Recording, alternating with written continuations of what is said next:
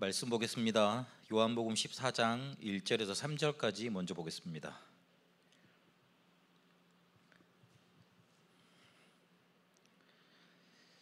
너희는 마음에 근심하지 말라. 하나님을 믿으니 또 나를 믿으라. 내 아버지 집에 거할 곳이 많도다. 그렇지 않으면 너희에게 일렀으리라.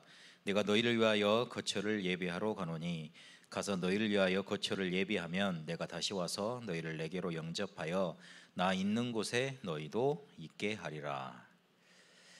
14장 13절에서 18절까지 또 보겠습니다. 13절입니다.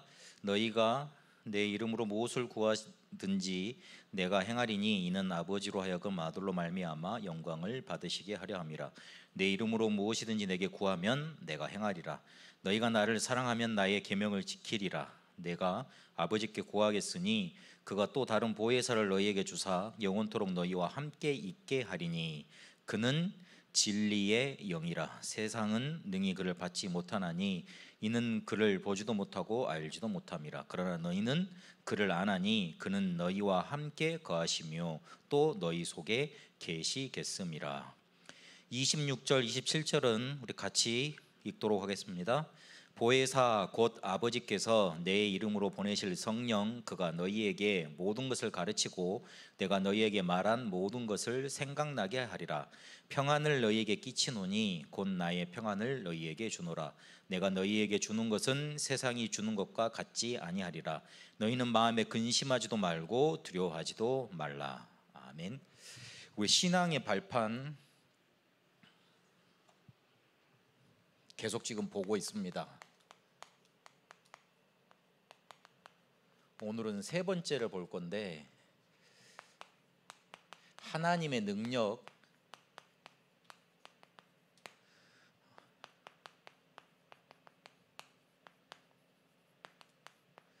성령의 역사에 대해서 오늘 말씀을 같이 보도록 하겠습니다.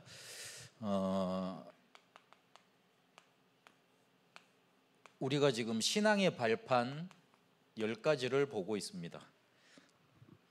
이 신앙의 발판은 간편하게 되어 있습니다.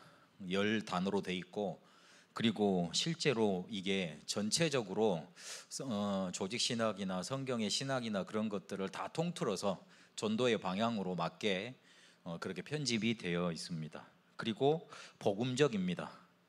그래서 복음적이기 때문에 자세히 찾아보시면 이것 가지고도 구원의 길을 설명할 수 있습니다. 하나님이 살아계시는데 우리의 모든 것을 주관하고 계신다. 그런데 그 분을 만날 수 있는 게 바로 예수 그리스도다.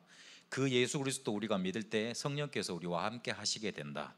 하나님이 그렇게 우리에게 역사하고 계신다. 그분이 성경을 우리에게 주셔서 복음을 주셨고 하나님 만날 수 있는 길을 알려주셨다. 그걸 믿는 사람이 바로 하나님의 자녀다. 이 하나님의 자녀가 있는 곳, 가는 곳, 가야 할 곳에 하나님의 축복이 임한다. 그런데 그 하나님이 우리의 생사화복을 주관하시고 우리의 시간표를 우리가 몸을 입고 이 땅에 있을 때로 한정해 놓으셨다. 그래서 우리가 우리의 죄 해결 못하고에 따라서 내색을 결정받게 되고 그 배경 따라 살아가게 된다. 이거를 선택하는 사람이 복받은 사람이다. 지금 제가 신앙의 발판 10가지로 구원의 길을 설명을 했습니다. 이게 성경에서 나온 것이기 때문에 복음에 기반하고 있는 것이기 때문에 또 전도자가 뽑아낸 성경 교리, 전체적인 교리의 핵심이기 때문에 이것 가지고도 쉽게 말해서 전도용으로 또 사용할 수 있는 겁니다. 그래서 이거를 우리가 영접한 사람에게 가장 먼저 알려야 될 필요 있습니다. 5가지 확신 다음에 또 만났을 때 당신이 흔들리지 않으려면 당신이 어떤 생각과 어떤 발판 속에서 지금 오는 문제들 판단하고 해석하고 하는 게 좋다. 어떻게 하는 게 좋다. 이렇게 알려주는 생각의 근거로, 판단의 근거로 알려주는 게 좋습니다. 신앙의 발판, 우리 7대 여정 이번에 말씀하시면서 절대 흔들리지 않는 발판이라고 말씀을 하셨는데 유 목사님이 그렇게 쉽게 설명하는 이유가 있죠. 왜냐하면 이걸 가지고 2002년도입니까? 1년도에 지교회 때 10강의로 쭉 해놓으셨거든요. 해놓으셨고, 그리고 초창기 때 전도훈련, 우리가 평신도가 읽을 전도훈련 교재 처음에도 이게 나왔지 않습니까? 그래서 전도 제자를 만났을 때, 그리고 양육 제일 시작하기 전에 이렇게까지 말씀하셨어도 복음 편지 들어가기 전에 이거를 꼭 한번 설명을 해줘라. 그런 다음에 들어가는 게 좋다. 그러면 더 이해가 쉽다. 그렇게까지 설명을 하셨습니다. 우리가 다른 것에 발판을 두면 우리가 흔들리게 되어 있습니다. 그러나 우리의 믿음 발판을, 신앙의 발판을 성경에 두면, 그것도 복음에 두면, 그것도 하나님 우리에게 전체적으로 말씀하시는 그런 축복된 응답 속에 두면 흔들리지 않게 되어 있습니다. 이 복음, 기도, 전도, 쉽게 말하면 이 신앙의 발판이 든든하지 못하면 어떻게 되느냐? 일단 복음이 이해 안 되게 되어 있습니다. 복음이 이해 안 된 겁니다.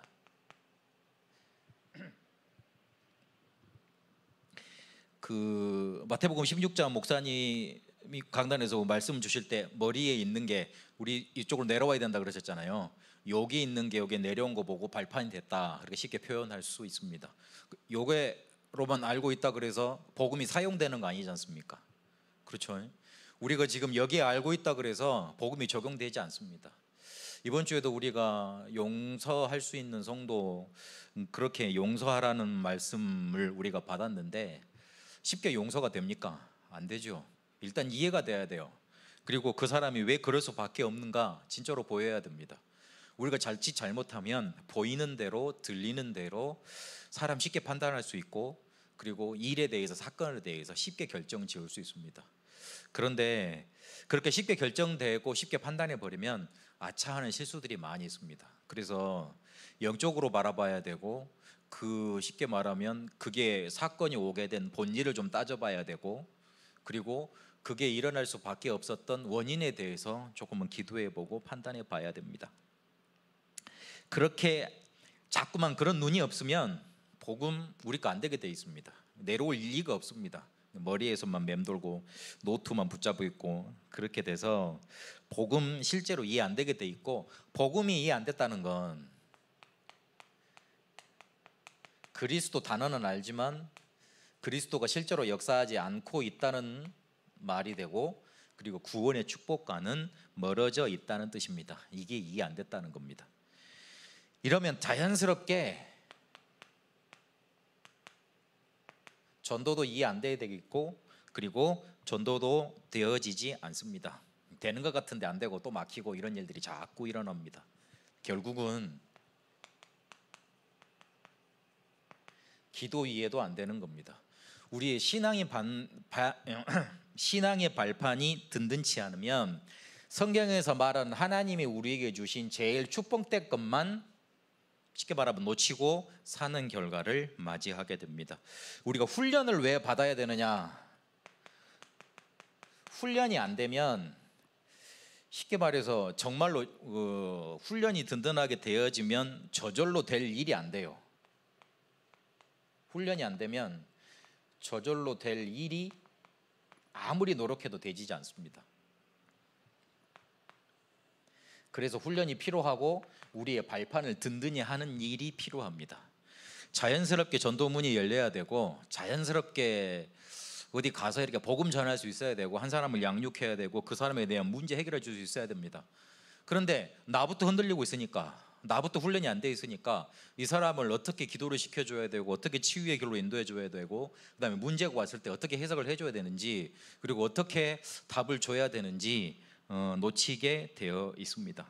모르는 게 아니고, 그게 나한테 훈련이 안 돼 있고, 쉽게 말하면 내게 안 돼 있으면, 내 발판이 안 돼 있으면 이게 안 되어지는 겁니다. 그래서 발판을 든든히 한다는 거 굉장히 중요한 말이 됩니다.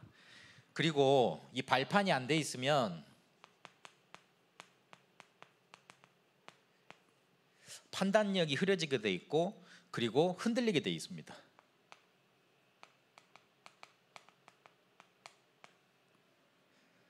늘 기초가 흔들리고, 어머니 삶에 뭔가 이렇게 해석해야 되는 그 기준이 왔다 갔다 한다고 한번 생각을 해보세요. 어떨 때는 복음이었다가 어떨 때는 세상 일이었다가 어떤 때는 이해가 됐다가 어떤 때는 이해가 또 안 됐다가 이런 것들 계속 왔다 갔다 한다고 생각을 해보세요. 그래서 신앙의 발판을 우리에게 주신 거는 굉장히 우리의 생각과 가치관과 인생관과 이런 미래관들을 확 바꾸어 놓을 수 있는 메시지가 되는 겁니다. 생각이 너무 깊이가 없거나 아니면 너무나 복잡하거나 하게 돼 있습니다. 그리고 이 신앙의 발판이 우리 것이 안 돼 있으면 틀린 배경 가지고 사람을 판단하게 돼 있습니다. 특히 내가 가지고 있는 직업적 배경에 따라서 법조교에 있는 사람들은 막 따지게 돼 있고요. 그리고 조금 교육교에 있는 분들은 가르치는 방향으로 이렇게 하게 돼 있고, 그리고 조금 사업을 하시는 분들은 이익 손해 자꾸 따지는 방향으로 가게 돼 있고, 그렇게 될 수밖에 없습니다. 그리고 작은 일에 자꾸 비판이 생깁니다. 이게 쉽게 수용이 잘 안 돼요. 왜 저래 할까, 왜 저럴까 막 이렇고 안타깝게만 하지. 그래서 우리의 바탕에 무엇이 깔려 있는가에 따라서 우리의 판단도 달라지고 그리고 해석하는 것도 달라지게 되어 있습니다. 더 중요한 건 우리의 품입니다. 쉬운 말로 인격.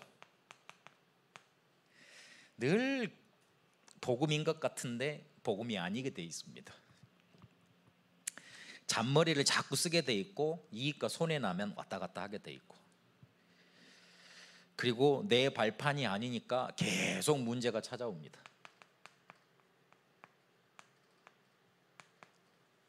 계속 문제가 찾아오니까 이게 내 인격 속에 완전히 뿌리 내려져 있질 않으니까 남한테서 어디서 빌려와야 되잖아요. 이걸 빌려와야 되거든요. 그거 언제까지 빌리고 있을 겁니까? 그래서 결국은 이게 내 인격이 돼야 된다는 말은 내 삶하고 뭔가 딱 이렇게 뿌리가 내려져 가지고 그냥 거침없이 복음 딱 튀어나오고 문제가 오면 그래 하나님의 절대 주권 그렇게 봐줘야 될 건데, 쉽게 말하면 문제가 없어야 될 것인데 이게 자꾸 문제로 되고 문제를 만들어내니 수준이 불신자 수준이 되는 겁니다.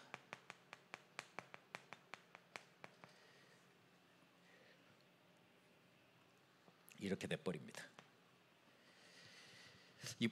어제 오늘 안류 박사원 이 목사님 강의를 하셨는데, 우리가 정말 복음을 이해했다는 거 모든 것이 문제가 안 되는 것이다, 그렇게 말씀을 하시더라고요. 그러면서 언뜻 스치듯 이야기하시는 이유가, 목사님의 문제가 터졌을 때 모든 사람들이 쉽게 말하면 율법으로 돌아가더라, 정죄로 돌아가더라.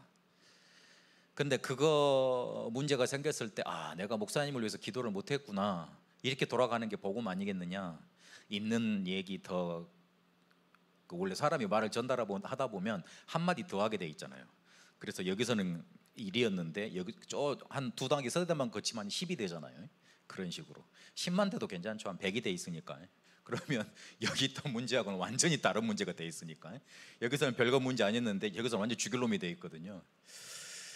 그렇기 때문에 이게 복음이 우리 것 된다는 거 진짜 누려야 된다, 그렇게 강조를 하시더라고요. 우리 속에, 우리 바탕에, 우리의 발판 딱 이렇게 돼 있어야 됩니다. 어떤 일이 오든지 하나님의 절대 주권 안에서 일어나는 일입니다. 그 말은 우리가 잘못했는데 그래 하나님의 절대 주권이 이렇게 면피하자는 말이 아니라고 그랬습니다. 우리가 하나님을 믿자는 얘기입니다. 하나님이 왜 그렇게 허락을 하셨을까? 그거는 조금 질문해 봐야 됩니다. 사람의 잘못을 따지기 전에 하나님이 왜 그렇게 하셨을까? 왜 하나님은 저 사람한테 저런 문제를 주셔서 나한테 이런 문제를 허락하셔서 내 가장 숨기고 싶은 이런 문제들을 일으키셔서 이런 사건을 갖고 오게 하셨을까? 조금 질문해 봐야 됩니다. 그렇게 우리는 오직 예수 그리스도로 날마다 답을 내 가야 됩니다. 그래서 그 그리스도 정말로 붙잡아서 그거를 우리 체질로 만들어야 됩니다. 그래야지만 쉽게 말하면 문제가 문제 안 되게 돼 있습니다. 이 복음 체질이 안 돼 있으면 그 어떤 것도 쉽게 말하면 작은 문제라도 문제가 됩니다. 문제가 되기 시작하면 이 문제는 끌어당기는 힘이 있습니다. 그래서 인력이라고 그러죠. 끌어당기는 힘이 있습니다. 그래서 문제를 문제로 삼기 시작하면 문제가 눈덩이처럼 불어나게 되어 있습니다. 어느 순간에는 내가 감당할 수 있는 수준까지 가게 되어 있습니다. 복음 체질이 안 되면 언젠가는 하나님이 우리를 탈락시키는 시간표가 옵니다. 탈락은 좀 너무 심한데, 보류, 아직 아니야, 기다려, 이 시간표가 옵니다. 그래서 조금 기다리라는 시간표가 오고, 내 개인적으로는 실족하게 됩니다. 낙심하게 돼 있어요. 그리고 뭔가 확 주저앉게 돼 있어요. 그런데 중요한 건 그 틈을 사단은 노리고 있습니다. 그래서 내 영적인 문제, 내 틈을 보고 확 덮쳐옵니다. 복음 체질돼야 될 이유가 거기에 있습니다. 안 그러면 사단이 우리를 공격하려는 틈 우리가 이기지 못하고요, 나는 거기서 실족하게 돼 있고요, 하나님은 조금 보류하시게 돼 있어요. 보류나 탈락이나 비슷한 말이죠. 그렇게 하게 돼 있습니다. 그래서 복음 체질 된다는 거, 그래서 우리에게 믿음 이렇게 붙잡아야 된다는 거, 여러분 잘 기억해 두시고, 오늘 세 번째로 성령의 역사에 대해서 보도록 하겠습니다. 왜 우리가 신앙의 발판, 기초적인 것인데 또 이렇게 한 주간에 하나씩 풀어서 설명을 하느냐. 저는 그 전도자의 삶 62가지도 하노이에 이렇게 성도님들과 집중 훈련을 할 때 하루에 하나씩 풀었어요. 그래가지고 교환이 지금도 저한테 있다니까요. 유 목사님 메시지 딱 갖고 와가지고 편집을 해보니까 딱 이렇게 하면 되겠어요. 근데 이걸 항상 세 가지로 말씀을 하시잖아요. 근데 그 세 가지를 하나 볼 때, 전체적으로 뭐 21가지를 쭉 볼 때 하고 이걸 하나하나씩 이렇게 보니까 또 이렇게 의미가 있고 응답이 틀리더라고요. 유 목사님이 이걸 하루에 한 강의 한 번씩 설명을 안 했으면, 그것도 이걸 또 AUC에서 RU에서 강의하신 적이 있거든요. 그렇게 하지 않았으면 그냥 저도 그냥 10가지 이렇게 한 메시지 파트 부분 중에 설명을 하겠는데, 굉장히 중요한 거기 때문에 그 목사님들 RU 박사원 과정에 굉장히 돈 많이 내고 가시거든요. 근데 그때도 설명하신 거기 때문에 이렇게 하나하나 또 설명을 하고 있습니다. 그만큼 전도자가 귀중하게 보고 있는 메시지 중에 하나라 이겁니다. 근데 우리도 이 시간표에 좀 정리를 하고 가는 게 낫겠다 싶어서 지금 정리를 하고 있습니다. 그렇다면 성경에는 이 성령의 역사에 대해서 어떻게 설명하고 있는가 한번 봐야 되겠습니다. 구약 시대에는 그림자 시대잖아요. 예수님께서 아직 오지 않은 시대고 성령께서 임한 시대가 아니었습니다. 하나님의 영이 오시더라도 왔다가 떠나갔다 이렇게 하셨습니다. 사울이 왕으로 부름받기 전에 성령 받았습니다. 우리가 알고 있기로는 사울이 되게 악한 영이고 악한 사람이고 그리고 귀신 들린 사람이라고 알고 있지 않습니까? 그런데 그 사무엘상 쭉 읽어보시면, 사무엘상을 쭉 읽어보시면 사울이 쉽게 말해서 성령 받아서 이렇게 예언하고 이렇게 그랬던 장면이 나옵니다. 성령 받았던 사람이에요. 근데 그 성령이 떠나가시잖아요. 그 사무엘상 16장 쭉 읽어보시면 하나님의 영이 떠나고 하나님이 부리시는 악신이 들어왔다고. 희한하게 13절에 보면 다윗에게 하나님의 영이 거하지 않습니까? 내리지 않습니까? 근데 그 뒤에 보시면 14절부터 쭉 읽어보시면 그 뒤로 바로 무슨 역사가 있느냐, 사울에게 하나님이 부리시는 악신이 들어가는 일이 나옵니다. 뭔가 체인지 되는 느낌이죠. 그렇게 됩니다. 그래서 성령이 오셨다가 떠나갔다 하십니다. 다윗이 큰 죄를 범했을 때 뭐라 그랬냐면 하나님의 영을 내게서 거두지 마옵소서 그렇게 기도합니다. 그걸 알았던 거예요. 성령이 오셨다가 떠나가시는 거. 그런데 신약에는 무슨 개념이 나타났냐면 성령 내주라는 개념, 내 안에 거하신다는 개념. 오늘 요한복음 14장 16절 17절에 보면 너희에게 주사 너희와 함께 있게 하겠고 너희 속에 계시겠음이라 그랬습니다. 속에 오십니다. 그것도 영원히 계신다 그랬습니다. 영원히 우리의 속에 계신다는 말이 중요합니다. 떠나지 않는다는 말이에요. 이 말이 신약에 처음 등장합니다. 특징은 떠나지 않으신다는 거예요. 한번 잘 생각을 해보세요. 그냥 이게 이해되지 않는 말이 아니에요. 그 예수님께서 요한복음 11장에 보면 하나님 말씀은 곧 하나님이신데 그 하나님이 육신을 입고 이 땅에 오셨다 그랬잖아요.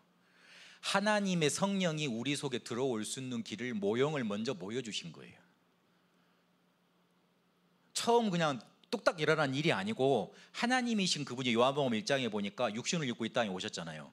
성령께서 우리 속에 임할 수 있다는 걸, 하나님의 영이 육신 속에 거할 수 있다는 걸 보여주신 겁니다.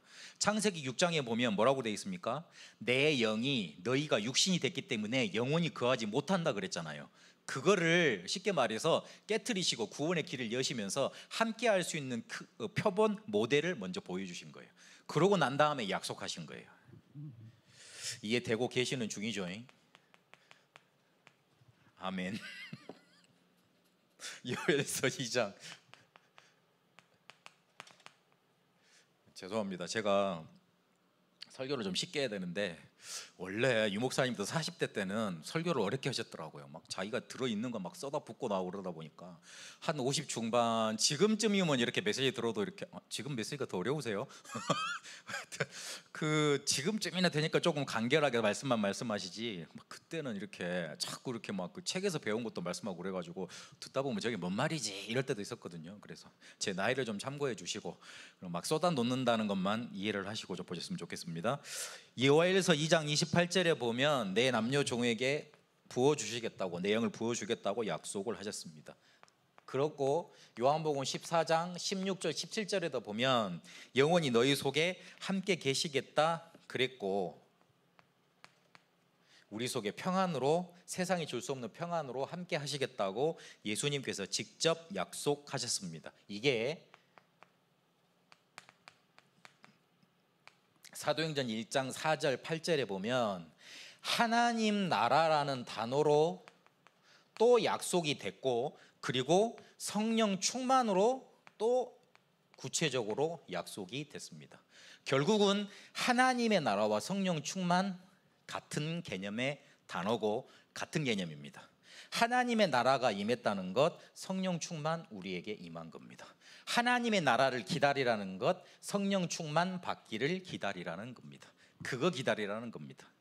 하나님의 나라 그러면은 구체적인 개념이 아니지 않습니까? 눈에 보이는 게 아니잖아요. 근데 우리 속에 성령께서 충만하게 임하시면 마태복음 12장 28절 29절에 보니까 흑암 꺾이고 귀신 떠나간다 그랬습니다.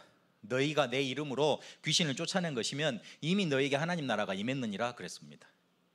흑암이 떠나가고 성령께서 충만하게 임하시는 거, 그게 하나님 나라입니다.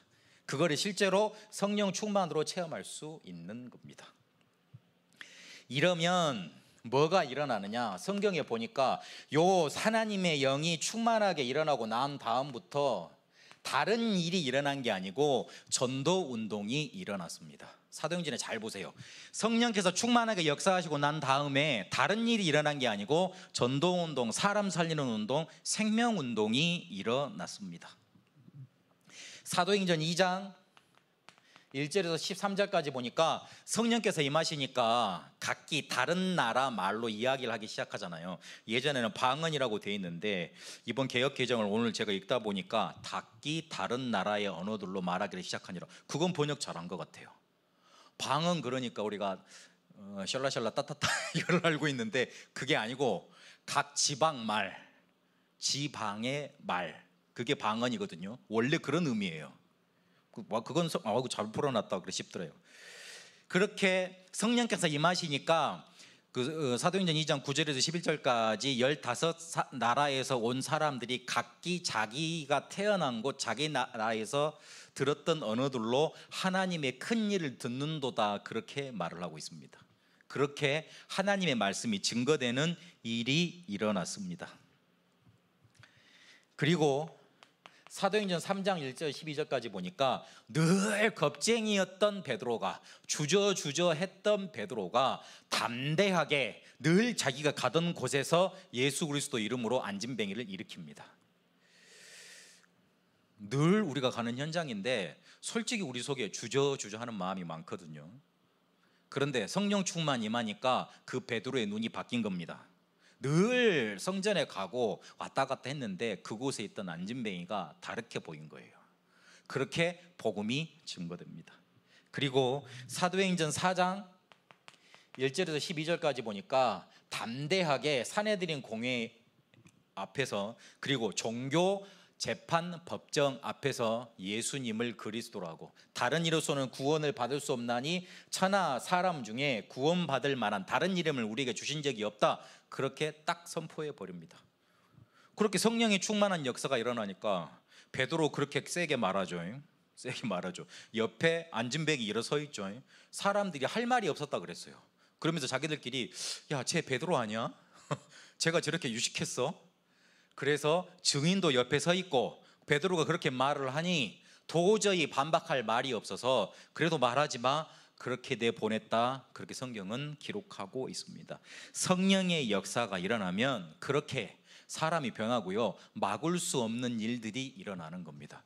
다 막아놨는데 사도행전 6장 1절 7절까지 보니까 제사장의 허다한 무리가 돌아오는 그런 일들이 일어납니다. 8장 4절에서 8절까지 보니까 사람이라고 취급 안 했던 사마리아까지 가서 복음을 증거하는 일이 일어납니다.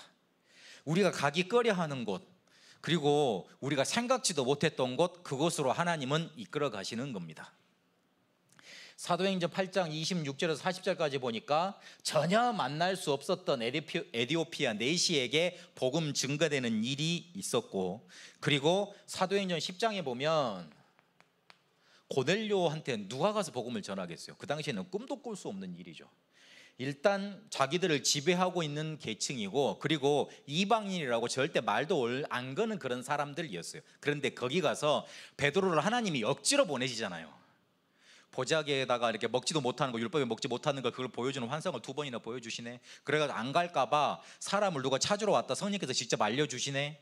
그래가지고 직접 사람이 오니까 이게 하나님이 보내시는 거다. 억지로 끌려가요. 거기서 베드로가 말 안 하려고 그랬는데 성령께서 임하시잖아요. 그러니까 어쩔 수 없이 복음 전하고 세례주고 그렇게 오지 않습니까?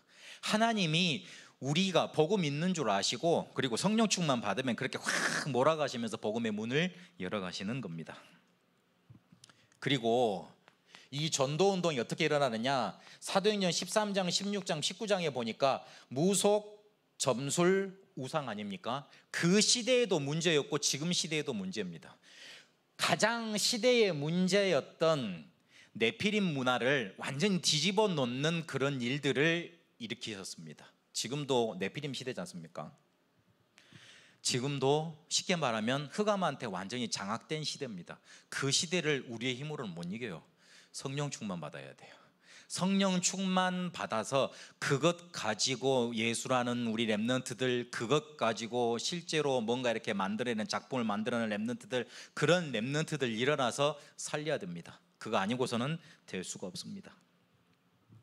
그리고 사도행전 19장 8절에서 20절까지 두란노의 성령의 역사가 일어났는데, 하나님의 역사가 일어났는데 그 지방을 완전히 뒤집어 놓는 일이 일어납니다. 완전히 지역 복음화를 쉽게 말하면 그 지역 전체로 뒤집어 놓는 일이 일어났습니다. 그래서 성지순례하면 이스라엘만 가는 게 아니고요, 터키 쪽으로도 갑니다. 그게 소아시아 지역 아닙니까? 지금 튀르키예죠. 이름 바뀌었죠. 그쪽으로도 갑니다. 그쪽에 이렇게 바울이 복음 전하고 다녔던 그런 도시들이 많거든요. 그런 일들이 일어났습니다. 그리고 사도행전 28장 30절에서 31절까지 보니까 아무도 바울이 전하는 그 복음을 막지 못했다 그랬습니다. 성령의 역사를 어떻게 막습니까? 막지 못합니다. 사람이 보기에는 조금 부족한 것 같고 틀린 것 같고 안 좋은 것 같지만 성령의 역사가 일어나면 막지를 못합니다. 성경은 그렇게 성령의 역사에 대해서 구약부터 신약까지 이 약속에 대해서, 그리고 이 약속이 실제로 사도행전의 전도운동으로 쭉 일어난 것으로 그렇게 설명해주고 증거해주고 계십니다.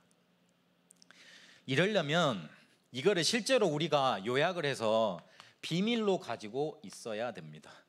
비밀로 가지고 있어야 된다는 말은 우리 속에 조금 정리가 돼 있어야 된다는 뜻이에요.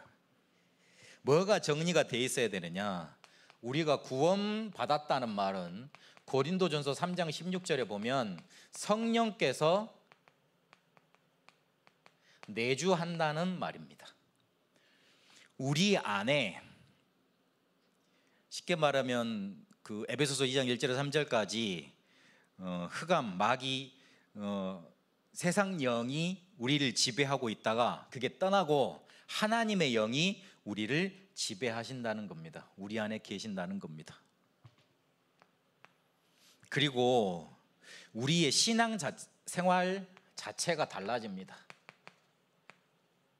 신앙생활은 요한복음 14장 16절에서 27절까지 그분께서 우리 속에 계셔서 생각나고 깨닫게 하시는 대로 따라가는 겁니다. 바로 성령 인도 받는 게 우리의 신앙생활입니다.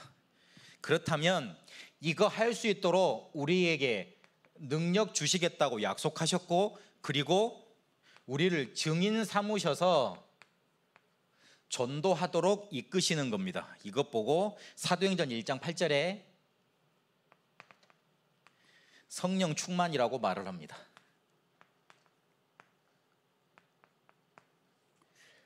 이게 우리 속에 정리되어 있어야 됩니다.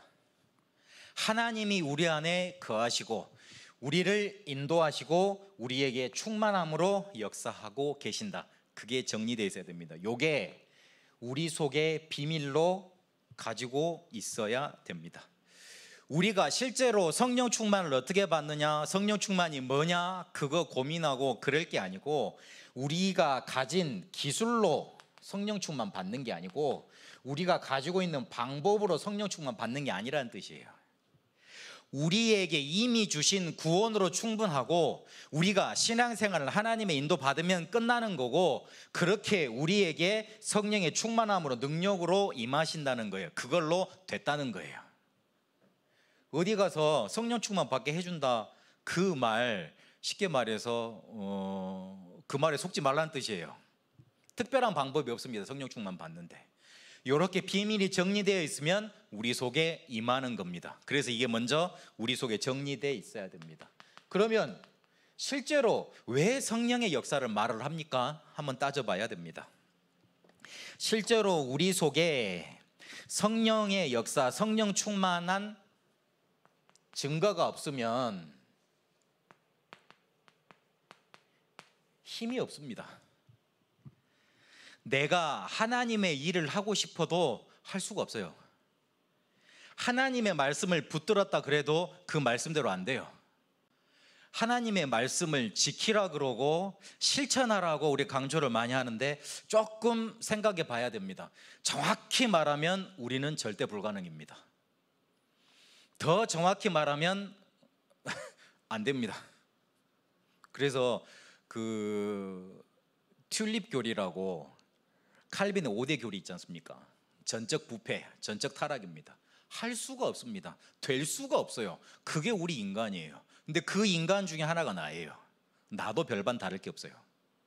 그렇기 때문에 말씀은 우리가 하나님이 실천하라고 주신 게 아니고 하나님이 주셔서 성취하겠다고 주신 약속인 거예요. 그렇게 붙들어야지. 안 그러면 늘 내가 말씀 실천 못한다, 말씀대로 못 산다, 그 고민만 하다가 벌장 다 번다니까요. 하나님은 그 말씀대로 이루어질 수 있도록 뭘 약속을 하셨냐? 성령 충만을 약속하셨어요. 그걸 혹시 못 깨달을까 봐 구원하시고 우리와 함께 하시겠다고 약속하셨어요. 그것도 혹시나 부족할까 봐 인도하신다고 또 약속하셨어요. 그렇게 또 혹시나 놓칠까 봐 성령 충만으로 실제로 함께 하시고 역사하고 계십니다. 믿으면 되고 받으면 되고 정리되어 있으면 됩니다. 우리가 왜 성령 충만을 받아야 되느냐? 실제로 이런 사실 가지고 이런 사실 우리가 발판이 안 돼 있으면 힘없고 성령 충만 못 받으면 될 수가 없습니다. 그렇게 우리는 절대 불가능입니다. 지금까지 성령에 대해서 이론만 많이 들었어요. 그리고 신학 공부만 한 거예요. 그것도 풍성하니.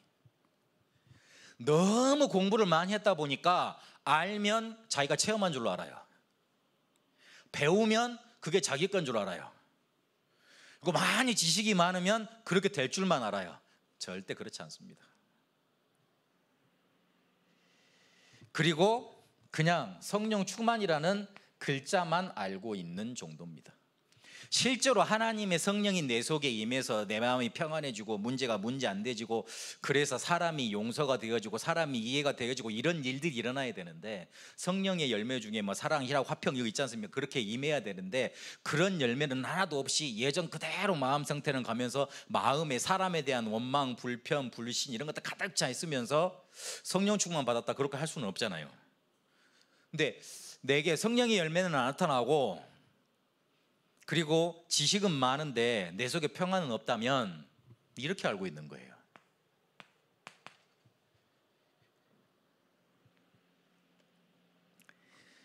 성경은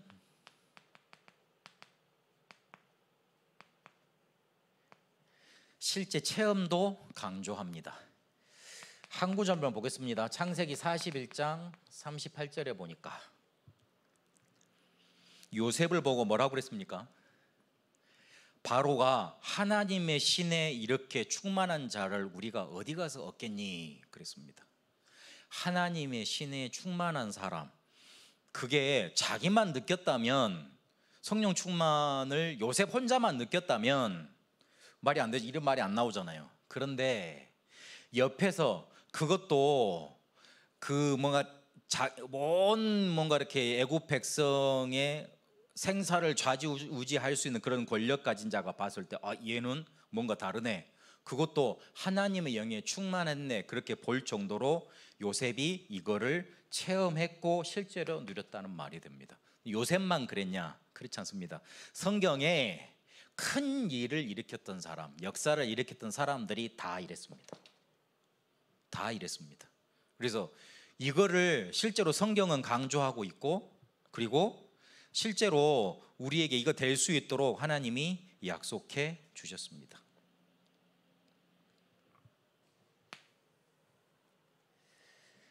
그래서 요거를 어떤 특별한 방법으로, 어떤 기술로 찾고 그렇게 하려면 안 됩니다.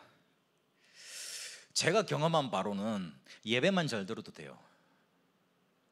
예배만 잘 들어도 돼요. 유 목사님이 예배 와가지고 사람 쳐다보지 말고 말씀 잘 듣고 기도하고 그러라 그러시잖아요. 그것만 해도 돼요. 그 주변에서 사람이 어떤 말을 듣고 자꾸 오지 않습니까? 근데 가지고 오는 말들이 거의 대부분 불신앙이거든요. 그거 안 듣고 말씀만 제대로 들어도 돼요. 그리고 그것 붙잡고 강단을 위해서 기도하고 내가 받을 말씀 붙잡고 기도하고 내 현장을 놓고 기도하고 그것만 해도 돼요. 근데 그렇게 온 마음이 내가 그렇게 안 쏟아져요. 이게 누구의 전략인지 모르겠어요. 예배 때 이렇게 말씀이 안 들릴 정도로 고민이 많고, 그 다음에 뭐 잡생각도 많이 들고, 내가 밥을 해놓고 왔는데 이걸 눌렀냐 안 눌렀냐 그것도 생각이 들고, 가스불 잠갔냐 안 잠갔냐 생각도 들고, 하여튼 그런 생각이 많이 들어요. 어쩔 수 없는 건데 뭐 나이가 들다 보면, 저도 나이가 들고 있으니까 가끔 제가 이렇게 내가 차문을 닫고 왔나 이 생각이 들더라고요. 그래가지고 저번 주에는 제가 새벽기도를 나왔는데, 새벽기도 끝나고 이제 그 수요일날 다락방 하기 전에, 다락방 10시 있었으니까 9시까지 키를 차에다 놓고 왔네. 그래가지고 아무 생각 없이 이렇게 왔다가 그래 가거든요. 그래서 하여튼 사람이 그럴 수 있습니다. 그럴 수 있는데 예배 시간만큼은 그러면 안 됩니다. 성령 충만 다른 데서 받으려 그러지 말고 예배 때 완전히 끝내버리세요. 왜 이거를 비밀이라고 말씀을 했냐면, 어디 가서 특별한 방법으로 받을 필요가 없다는 거예요. 어디 가서 특별한 기술을 전수받아서 받는 게 성령 충만이 아니라는 거예요. 하나님의 역사는 가장 우리와 현실적으로 우리가 받아들일 수 있을 만큼 가장 정확하게 역사하는 겁니다. 그래서 예배 때 말씀만 제대로 받아도 승리합니다. 성령 충만 받습니다. 어디 가서 누가 막 대단한 능력 있는 목사가 와서 안수 안 해줘도 괜찮습니다. 특별한 목사님이 와서 설교 안 해도 괜찮습니다. 복음만 선포되는 강단이면, 복음만 강조되는 강단이면 내가 그 언약 붙잡고 내 삶을 충분히 이길 수 있도록 하나님은 성령으로 충만하게 역사하십니다. 그 믿음 붙잡고 기도하면 그걸로 끝납니다. 제가 성령 충만 체험한 방법은 그거였습니다. 말씀을 계속 듣다 보니까 어느 순간에 보니까 내 속에 문제될 만한 것들이 사라져 있더라고요. 끝나더라고요.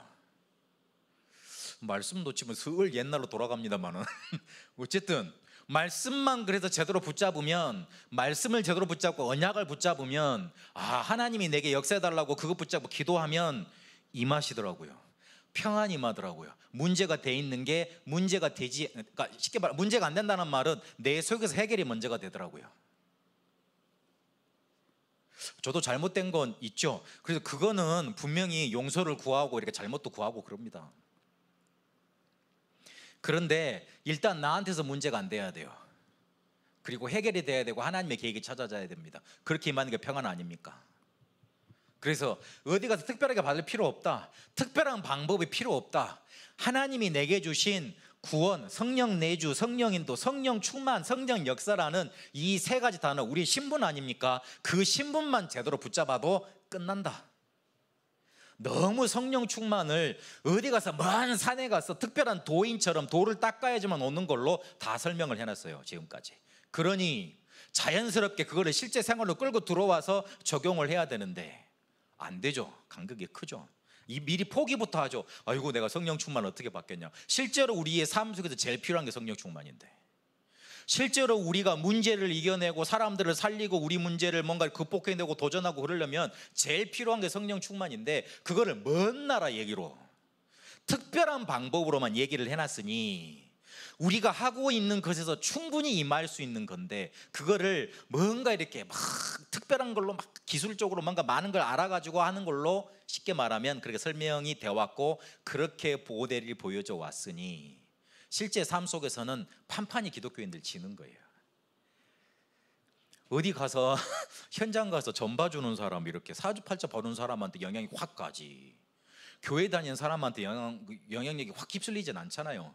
그게 쉽게 말하면 이거를 너무 실생활하고 동떨어져서 성령 충만을 설명하다 보니까 우리 삶에 적용이 안 돼서 그래요.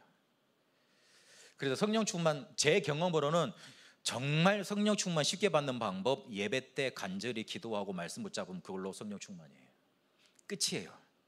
그렇게 내버리세요. 근데 그렇게 받으면 별거 없는 거거든요. 밍밍하거든요. 아니에요. 그렇게 계속 쌓아 나아가 보세요. 어느 순간에 보면 내가 딱 응답의 자리로 가 있습니다. 그게 우리 속에 체험되어야 될 성령 충만입니다. 그러면 더 구체적으로 정리를 하고 결론을 맺도록 하겠습니다. 복음의 이거를 그러면 어떻게 체험하고 어떻게 체험해야지 또 발판이 될 거냐, 이거를 발판이 되도록 지금 하라는 뜻인데, 내게 완전히 되도록 만들라는 뜻인데 어떻게 하면 발판을 만들 것이냐. 복음의 깊은 비밀 안에서 이거를 자꾸만 내 걸로 만들어 나가세요.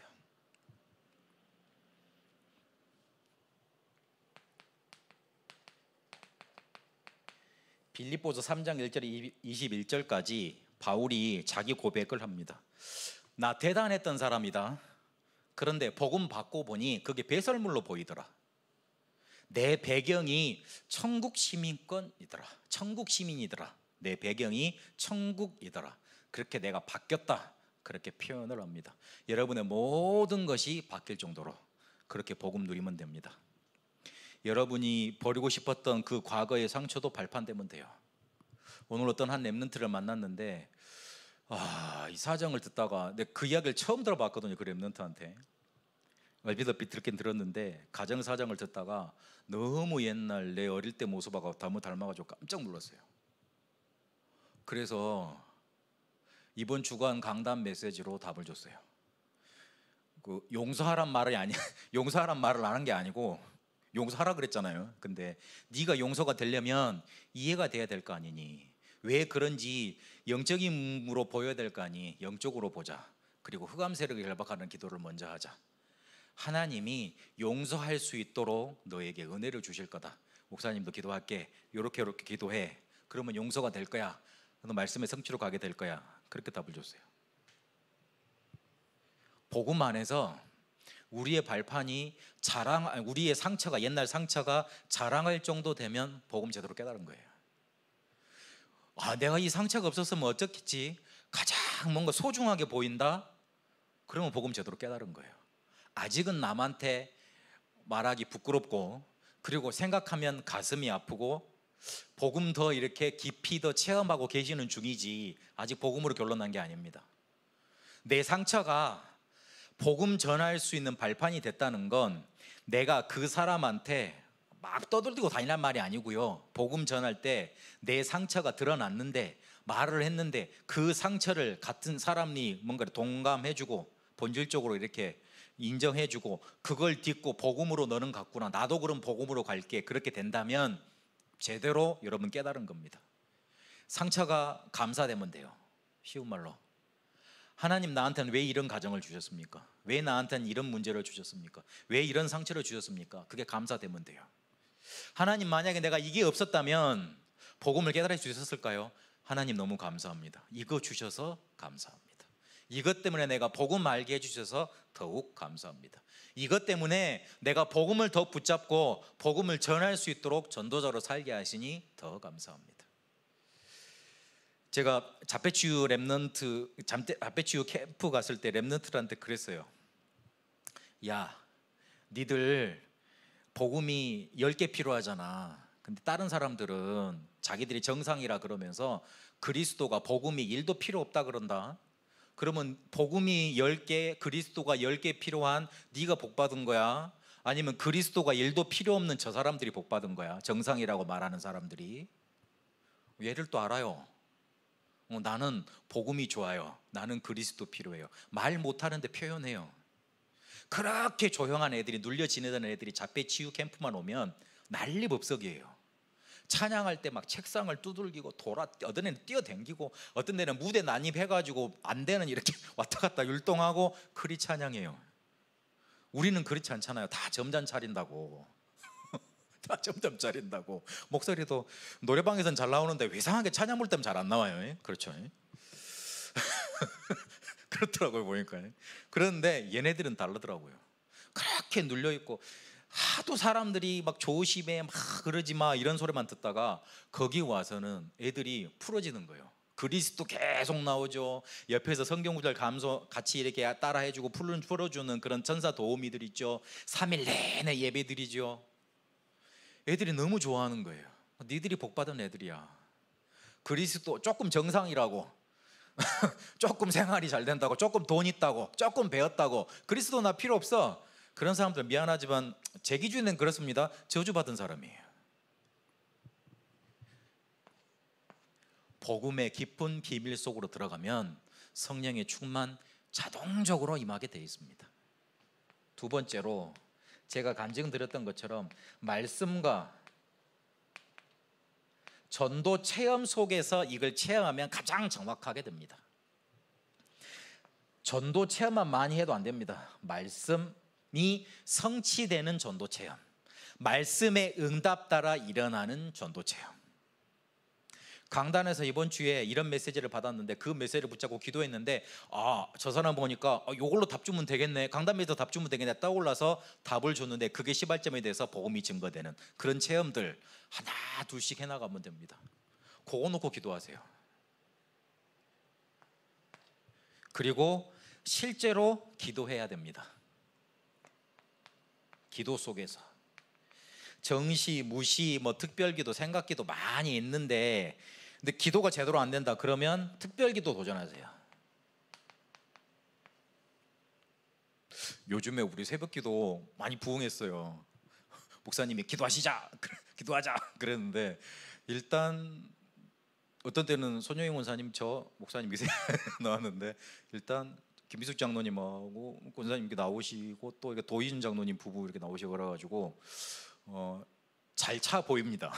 수요 예배만큼 차 보이고, 그리고 줌으로도 많이 들어오시더라고요. 그래서 감사하다. 그래서 혹시 기도가 안 되시면 새벽 기도 도전하신 것을 추천드립니다.